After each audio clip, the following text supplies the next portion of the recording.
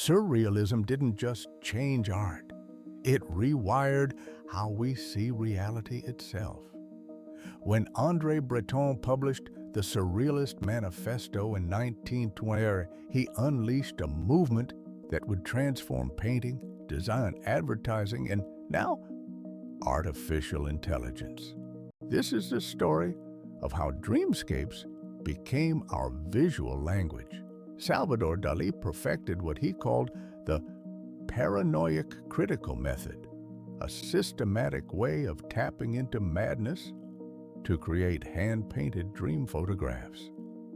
His melting clocks and the persistence of memory weren't just bizarre imagery, they were inspired by camembert cheese melting in the sun, transformed through Freudian psychoanalysis into icons of time's fluidity.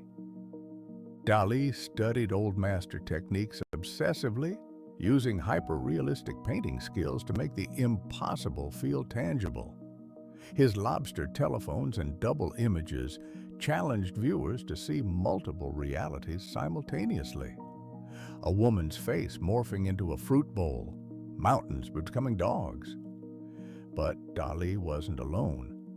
René Magritte painted pipes that weren't pipes, floating bowler hats, and men with apples obscuring their faces. Max Ernst pioneered new techniques like decalcomania and frottage. Joan Miro created automatic drawings that bypassed conscious thought entirely. These artists shared a mission: to liberate the unconscious mind from rational society's shackles, especially after World War I's horrors proved that rationality had failed humanity. The movement's techniques were revolutionary. Metamorphosis transformed objects into something else entirely. Dalí once morphed his favorite artist into a table.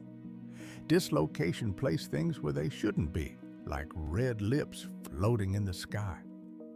Juxtaposition combined incompatible elements, like donkeys on pianos.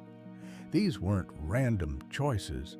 They were visual manifestations of dreams, desires, and fears pulled from the subconscious.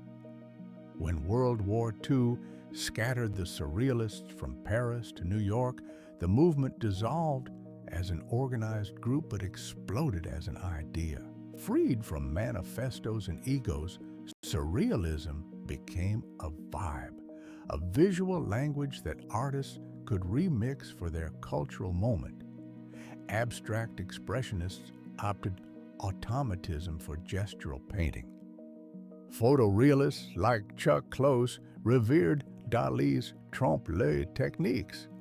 Pop artists borrowed surrealist juxtaposition for consumer culture commentary. Today, surrealism is experiencing a massive resurgence, and artificial intelligence is the catalyst. Major brands now use floating castles, melting typography, and mind-bending graphics in advertising campaigns. Fashion houses embrace high surrealism. KFC's Believe campaign features AI ministers and gravy lakes elevating chicken to sacred relic status. The difference, where Dalí channeled his personal unconscious, AI art reveals our collective conscious. Billions of scraped images, creating a visual database of shared cultural dreams and nightmares. Contemporary surrealist artists like Mario Sanchez Novato blend digital painting with 3D elements, creating dark portraiture that explores human consciousness. Caroline Keslasi crafts ethereal digital collages from vintage imagery. Willie Nash builds sculptures that celebrate the uncomfortable and impossible. These artists prove surrealism isn't dead, it's evolved. The movement's market share nearly doubled between 2018 and 24, with René Magritte's L'Empire des Lumières selling for $121.2 million.